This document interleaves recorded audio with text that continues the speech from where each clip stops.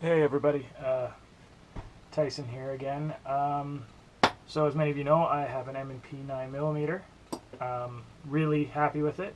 The only issue, and I mentioned it in the review, is that these magazines hold exactly 10 rounds, and that 10th one is kind of a trick to get in there. It's really tight, and what ends up happening is that when you go to put the magazine into the gun, you can't do it with the action closed because it doesn't have enough compression in there to allow for that to happen. So you have to open the action and then put the magazine in and then close the action, which isn't a huge deal for most people, but when you're doing 3-gun, sometimes you got to load it quick and it's one more thing to slow you down.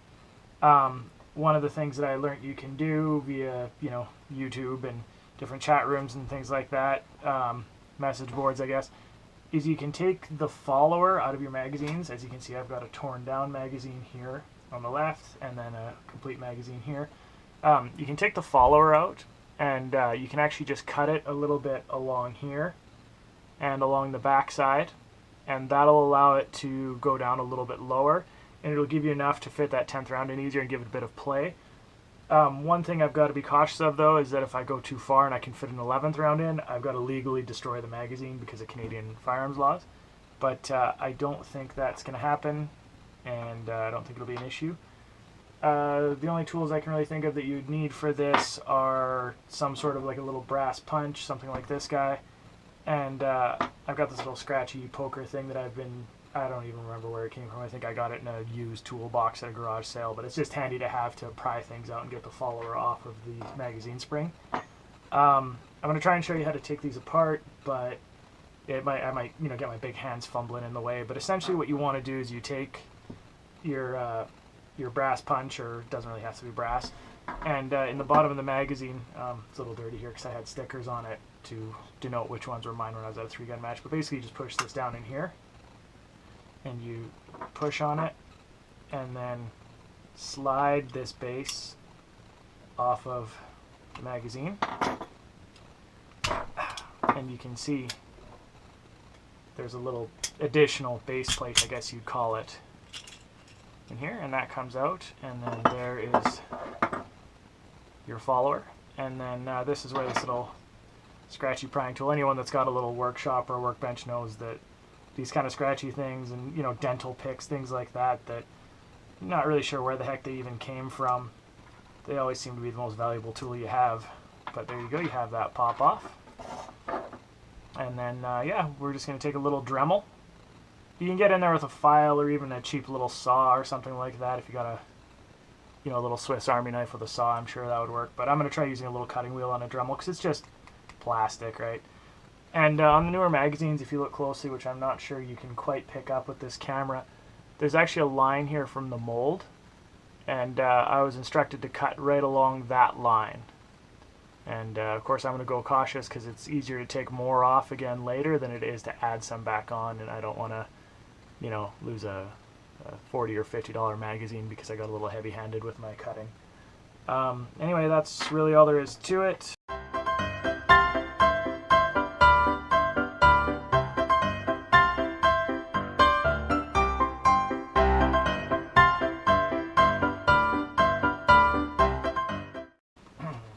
Not surprising, safety glasses are a good idea. They are the cheapest thing possible to prevent probably the worst injury possible.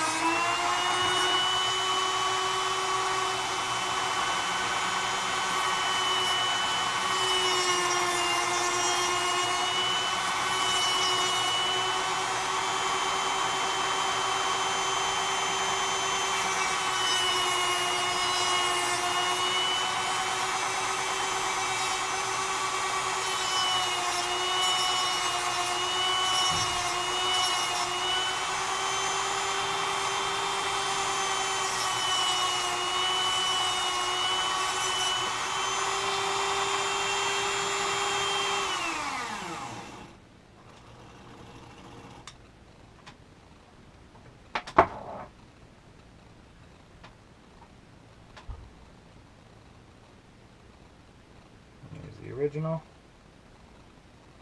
next to the, well, obviously cut one.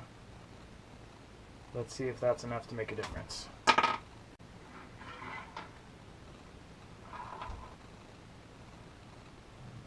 put them back together.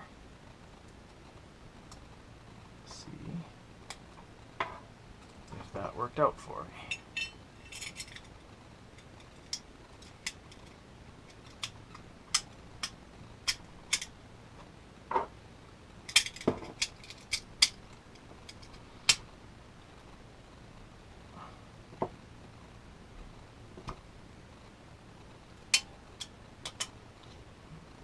A little bit tricky to hold pressure in there while you put it, but there you go. Just give it a little bump, make sure you're locked in. You shouldn't be able to slide it back out when you're done. So that is an assembled magazine.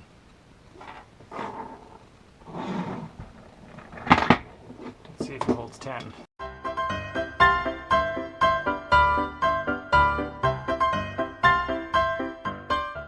That 10th one fits in there nice, and it's got enough play that I can push it down into the magazine, but I could never fit an 11th one in there, which is important for legal reasons in Canada. But now, if I have my action closed on my pistol and I go to load it in, it'll push down out of the way and allow me to do that, so I can put one in the chamber and then put a full magazine underneath to give me an 11th round right off the hop. And it'll just kind of speed things up.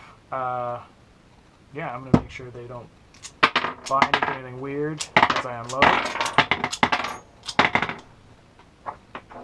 Oh, that one didn't want to go.